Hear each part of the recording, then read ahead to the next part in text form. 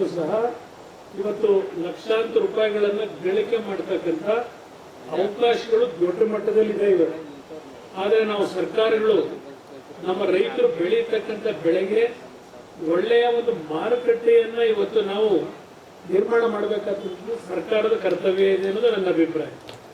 ಸರಿಯಾದ ರೀತಿಯ ಮಾರುಕಟ್ಟೆ, ಸರಿಯಾದ ರೀತಿಯ ಸಂರಕ್ಷಣೆಯನ್ನು ಮಾಡ್ತಕ್ಕಂಥದ್ದಕ್ಕೆ ಪ್ರತಿಯೊಂದು ಪಂಚಾಯಿತಿಯ ಮಟ್ಟಗಳಲ್ಲಿ ಕೋಲ್ಡ್ ಸ್ಟೋರೇಜ್ಗಳು, ರೈತರು ಬೆಳೆದಂಥ ಬೆಳೆಯ ಬೆಲೆ ಮಾರುಕಟ್ಟೆನಲ್ಲಿ ಕುಸಿತ ಆದಾಗ ಆ ಬೆಳೆಯನ್ನು ಸಂರಕ್ಷಣೆ ಮಾಡಿಕೊಳ್ತಕ್ಕಂಥ ಗೋಡನ್ಗಳಿರ್ಬೋದು, ಕೋಲ್ಡ್ ಸ್ಟೋರೇಜ್ಗಳನ್ನು ಇವತ್ತು ಪಂಚಾಯಿತಿ ಮಟ್ಟದಲ್ಲಿ ಇವತ್ತು ಸರ್ಕಾರ ದೊಡ್ಡ ಮಟ್ಟದಲ್ಲಿ ಇವತ್ತು ನಾವು ಆ ಇನ್ಫ್ರಾಸ್ಟ್ರಕ್ಚರ್ನ ಕ್ರಿಯೇಟ್ ಮಾಡಿ ಮತ್ತು ನಮ್ಮ ರೈತರು ಬೆಳೆಯತಕ್ಕಂಥ ಬೆಳೆ ಏನಿದೆ ಸಾಲ ಮಾಡಿರ್ತೀವಿ, ಆ ಸಾಲವನ್ನು ತೀರಿಸಲಿಕ್ಕೋಸ್ಕರವಾಗಿ ಏನು ರೇಟಿಂಗ್ ಬರುತ್ತೋ ಆ ರೇಟಿಂಗ್ ಮಾರಾಟ ಮಾಡತಕ್ಕಂಥದ್ದಕ್ಕೆ ಹೊರಟು ಬಿಡ್ತೀವಿ.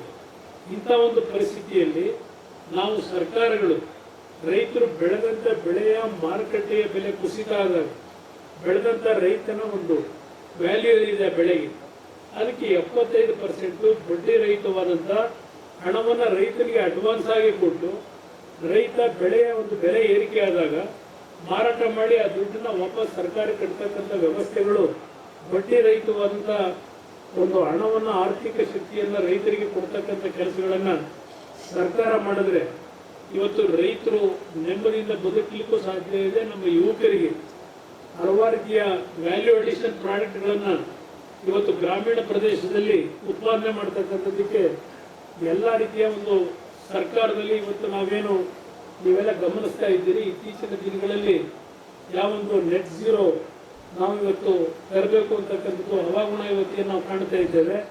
ಇವತ್ತು ಡಿಕಾರ್ಬನೈಸೇಷನ್ ಆಗಬೇಕು ಅಂತಕ್ಕಂಥದ್ದು ಏನಿದೆ ಅದಕ್ಕೆ ನಾವೇ ಸ್ಕೋಪ್ ಕೊಡ್ತಾ ಇದ್ದೇವೆ. ಸಾವಿರಾರು ಕೋಟಿ ರೂಪಾಯಿಗಳು ಇವತ್ತು ಎಲೆಕ್ಟ್ರಿಕ್ ವೆಹಿಕಲ್ಗಳನ್ನ ತಯಾರು ಮಾಡಲಿಕ್ಕೆ PLI ಸ್ಕೀಮ್ನಲ್ಲಿ ಹಣ ಕೊಡ್ತಕ್ಕಂಥದ್ದು ಏನಿದೆ. ನಮ್ಮ ರೈತ ಬಂಧುಗಳಿಗೂ ಆರ್ಥಿಕವಾಗಿ ಶಕ್ತಿಯನ್ನು ತುಂಬಿದ್ರೆ ಯಾವ ದೊಡ್ಡ ಒಬ್ಬ ಕೈಗಾರಿಕೋದ್ಯಮಿ ಇದ್ದಾನೆ ಅವರಿಗೆ ಸರಿಸಮನಾಗಿ ಬದುಕ್ತಕ್ಕಂಥ ಸ್ವಾಭಿಮಾನದ ಬದುಕನ್ನ ನಮ್ಮ ರೈತರಿಗೆ ಕೊಡಲಿಕ್ಕೆ ಸಾಧ್ಯ ಇದೆ. ಈ ದೇಶದ ಪ್ರಗತಿ ಇವತ್ತು ನಮ್ಮ ರೈತರು ಇವತ್ತು ದೊಡ್ಡ ಮಟ್ಟದ GDPಯನ್ನು ತರಲಿಕ್ಕೆ ಅವಕಾಶಗಳಿದೆ. ಆ ನಿಟ್ಟಿನಲ್ಲಿ ಇವತ್ತು ಸರ್ಕಾರದಲ್ಲಿ ಕೆಲವು ಕೆಲಸಗಳು ಆಗಬೇಕಾಗಿದೆ. ಇನ್ನು ಸಹ ನಾನು ಒಂದು ತಪ್ಪು ತಿಳ್ಕೊಬೇಡಿ, ಇನ್ನೊಂದು ಮಾತನಾಡಬಾರದು. ಇವತ್ತು ನಮ್ಮ ರಾಜ್ಯದಲ್ಲೇ ಹೇಳೋದಾದ್ರೆ ಇವತ್ತು ಬಹಳ ಚರ್ಚೆಗಳು ನಡೀತಾ ಇದೆ. ಪರ ವಿರೋಧಗಳು, ಯಾವುದೋ ಗ್ಯಾರಂಟಿ ಸ್ಕೀಮ್ಗಳ ಬಗ್ಗೆ ಚರ್ಚೆ ನಡೀತಿದೆ. ನನ್ನ ಅಭಿಪ್ರಾಯದಲ್ಲಿ ಇವತ್ತು ನೀವು ಗ್ಯಾರಂಟಿ ಸ್ಕೀಮನ್ನು ಜಾರಿಗೆ ಕೊಟ್ಟರೂ ಸಹ ನಮ್ಮ ರಾಜ್ಯ, ನಮ್ಮ ನಾಡಿನ ಜನತೆ ಈ ರಾಜ್ಯದ ಖಜಾನೆಯನ್ನು ತುಂಬಿಸಿಟ್ಟಿದ್ದಾರೆ. ಈ ಖಜಾನೆಯಲ್ಲಿ ಯಾವುದೇ ರೀತಿಯ ಬರಗಾಲ ಇಲ್ಲ. ಇವತ್ತು ಬರಗಾಲ ಇರತಕ್ಕಂಥದ್ದು ನಮ್ಮ ರಾಜಕಾರಣಿಗಳಿಗೆ. ಇವತ್ತು ಆ 2,000 ರೂಪಾಯಿ ಕೊಡ್ತಾ ಇದ್ದೇವೆ ಅಂತ ಹೇಳ್ತಾರೆ. ಪಂಚಾಯತಿ ಮಟ್ಟದಿಂದ 15 ದಿನ ರೈತರಲ್ಲಿಗೆ ನಮ್ಮ ಯುವಕರು ಇವತ್ತು ಈಗ ನೋಡ್ತಾ ಇದ್ರೆ ಬೆಳಗ್ಗೆ ಪತ್ರಿಕೆಗಳನ್ನ ತಂದರೆ ಯಾವ ರೀತಿಯಲ್ಲಿ ಇವತ್ತು ನಮ್ಮ ಯುವಕರ ಒಂದು ಭಾವನೆಗಳು, ಅವರ ಸದಭಿರುಚಿಗಳು ಯಾವ ರೀತಿ ಆಗ್ತಾ ಇದೆ, ಎಲ್ಲಿಗೆ ಹೋಗ್ತಾ ಇದ್ದೇವೆ ನಾವು. ದೇಶ ಒಂದು ಕಡೆ ದೊಡ್ಡ ಮಟ್ಟದಲ್ಲಿ ಬೆಳೀತಾ ಇದ್ದೇವೆ, ಇನ್ನೊಂದು ಕಡೆ ನಮ್ಮ ಮಾನವೀಯ ಮೌಲ್ಯಗಳೇ ಇವತ್ತು ಕುಸಿದು ಹೋಗ್ತಾ ಇದೆ. ಇವತ್ತು ಕಾರಣ ಅದಕ್ಕೆ ನಮ್ಮ ಯುವಕರಿಗೆ ಉದ್ಯೋಗದ ಕೊರತೆ, ಕೆಲಸ ಇಲ್ಲ ಅವರಿಗೆ.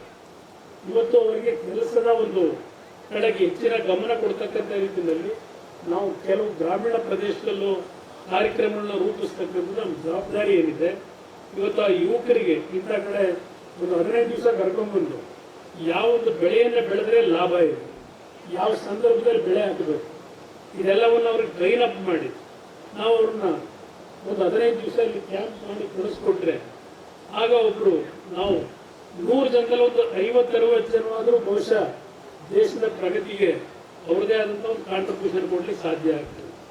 ಅದರಿಂದ ಇವತ್ತು ಹಲವಾರು ರೀತಿಯಲ್ಲಿ ದೇಶದಲ್ಲಿ ಇವತ್ತು ಪ್ರಗತಿಯನ್ನೇನು ಕಾಣ್ತಾ ಇದ್ದೇವೆ. ವಿಶೇಷವಾಗಿ ಇವತ್ತು ನಮ್ಮ ಹಾರ್ಟಿಕಲ್ಚರ್ ಏನಿದೆ, ತೋಟಗಾರಿಕೆಯಿಂದ ವಿಶೇಷವಾಗಿ ನಾವು ಗಮನಿಸಿದ್ದೇವೆ. ಕೊಪ್ಪಳದಲ್ಲಿ, ಬಿಜಾಪುರದಲ್ಲಿ ಇವತ್ತು ಯಾವೊಂದು ದ್ರಾಕ್ಷಿಯನ್ನು ಬೆಳೀತಾರೆ ರೈತರು, ಇವತ್ತು ಒಣ ದ್ರಾಕ್ಷಿಯನ್ನು ಮಾಡಿ ವಿದೇಶಗಳಿಗೆ ಕಳಿಸ್ತಾ ಇದ್ದಾರೆ.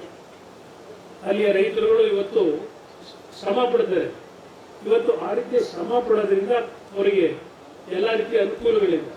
ಇವತ್ತು ಆ ರೀತಿಯ ಒಂದು ವಾತಾವರಣ ಗ್ರಾಮೀಣ ಪ್ರದೇಶದಲ್ಲೂ ಅವಶ್ಯಕತೆ ಇದೆ.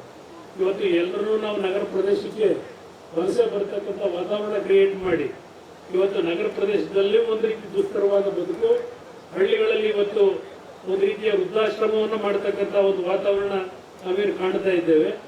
ಇದು ಎಲ್ಲದಕ್ಕೂ ಸರಿಪಡಿಸ್ತಕ್ಕಂಥ ನಿಟ್ಟಿನಲ್ಲಿ ಈ ರೀತಿಯ ಒಂದು ಮೇಳಗಳು ನಡೆಯತಕ್ಕಂಥದ್ದು ಒಂದು ಭಾಗ. ಅದ್ರ ಜೊತೆಗೆ ನಮ್ಮ ಇಲ್ಲಿಯ ಕೆಲಸ ಮಾಡ್ತಕ್ಕಂಥ ನಮ್ಮ ವಿಜ್ಞಾನಿಗಳಿಗೆ ಮನವಿ ಮಾಡ್ತಕ್ಕಂಥದ್ದು, ನಾವು ಸರ್ಕಾರದಿಂದ ಪ್ರಯತ್ನ ಪಡ್ತೀವಿ. ಇಂಥ ಕಡೆ ಒಂದು 500 ಜನಕ್ಕೆ ನಾವು ಫೆಸಿಲಿಟೀಸ್ ಕ್ರಿಯೇಟ್ ಮಾಡಿ ಅವ್ರನ್ನ ಎಜುಕೇಟ್ ಮಾಡ್ತಕ್ಕಂಥದ್ದಕ್ಕೆ ಪ್ರತಿ ಪಂಚಾಯತಿಯಿಂದ ಕರ್ಕೊಂಡ್ಬಂದು ನಾವು ಏನೋ ಒಂದು ಹೊಸ ರೀತಿಯ ಬದಲಾವಣೆ ತರಬೇಕಾಗ್ತದೆ. ಆ ನಿಟ್ಟಿನಲ್ಲಿ ಮುಂದಿನ ದಿನಗಳಲ್ಲಿ ಯೋಜನೆಗಳನ್ನು ಅನುಷ್ಠಾನಕ್ಕೆ ತರತಕ್ಕಂಥದ್ದಕ್ಕೆ ನಿಮ್ಮ ಜೊತೆಯಲ್ಲಿ ನಾವಿದ್ದೇವೆ. ಅದ್ರ ಜೊತೆಗೆ ನಿಮ್ಮ ಡೀಮ್ಡ್ ಯೂನಿವರ್ಸಿಟಿ ಬಗ್ಗೆ ಡಾಕ್ಟರ್ ಮಂಜುನಾಥ್ ಅವರಿಗೆ ಈಗಾಗಲೇ ನೀವು ಮನವಿ ಕೊಟ್ಟು ಈಗಾಗಲೇ ಅವರು ಶಿವರಾಜ್ ಸಿಂಗ್ ಚೌಹಾಣ್ ಜೊತೆಯಲ್ಲಿ ಧರ್ಮೇಂದ್ರ ಪ್ರಧಾನ್ ಅವರ ಜೊತೆಯಲ್ಲಿ ಮಾತನಾಡಿದ್ದಾರೆ. ಆ ಒಂದು ಡೀಮ್ಡ್ ಯೂನಿವರ್ಸಿಟಿಗೆ ಪ್ರಾಮಾಣಿಕವಾಗಿ ನಾನು ಕೈ ಜೋಡಿಸಿ ಆ ಒಂದು ಕಾರ್ಯವನ್ನು ಜಾರಿಗೆ ತರ್ತಕ್ಕಂಥದ್ದಕ್ಕೆ ನಿಮ್ಮ ಜೊತೆಯಲ್ಲಿದ್ದೇವೆ. ನಿಮ್ಮೆಲ್ಲರಿಗೂ ಒಳ್ಳೆಯದಾಗಲಿ. ಎಲ್ಲರಿಗೂ ನನ್ನ ನಮಸ್ಕಾರ.